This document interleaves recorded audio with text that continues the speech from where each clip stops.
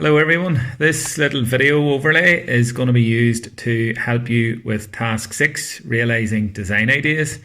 Under one of the first tasks you were involved in was marking out, and whenever you're marking out you need some equipment to draw, and in this case we're using an overhead projector marker simply because we are working on metal.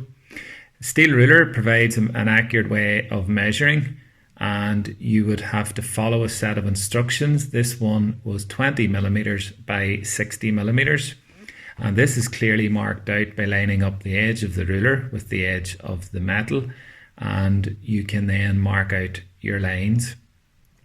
After marking it out, we have to cut out, and to do this, especially cutting out metal, we use a machine called a guillotine.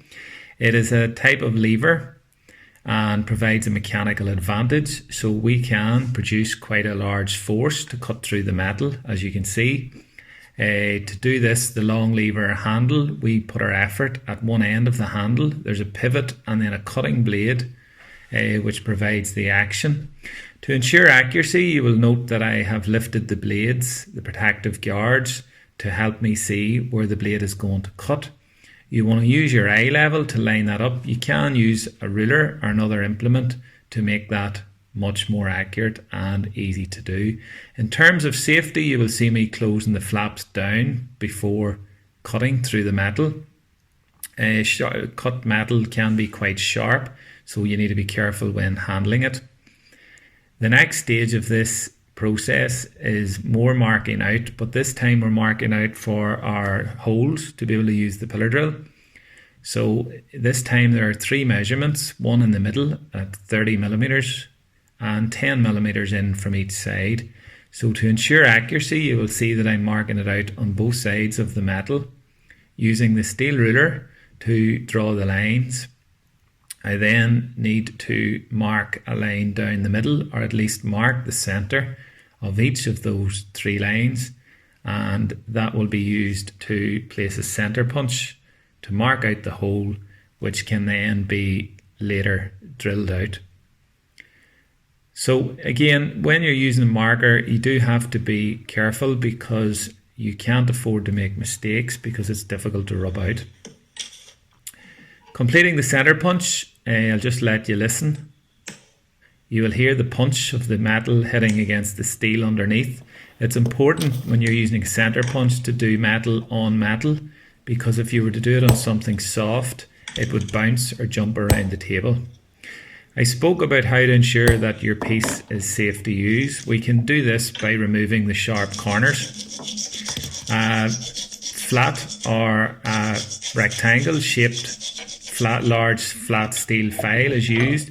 It is a hardened steel tool which has little teeth cut into it, and it's much harder than the aluminium, so we are able to file the corners away quite quickly.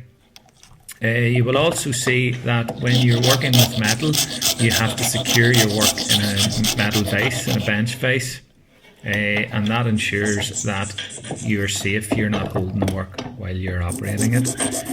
To use the drill, you will see a machine vise, you will see a clamp at the bottom edge, and you will see that there's no need to put your hands anywhere near the metal. After you drill holes in metal, it pushes the metal out underneath, particularly in aluminium.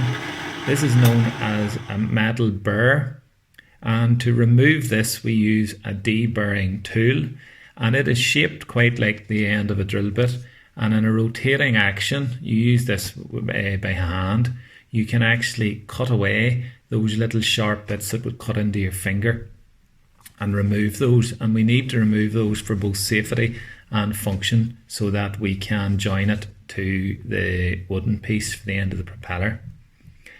The next stage is to take this and shape it using a forming jig. This is a wooden jig that has been manufactured.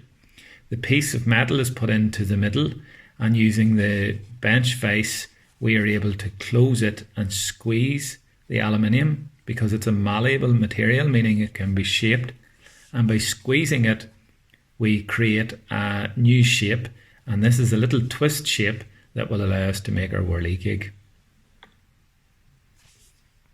Don't forget to check out the examples on the task sheet and go back into Google Classroom to see your instructions.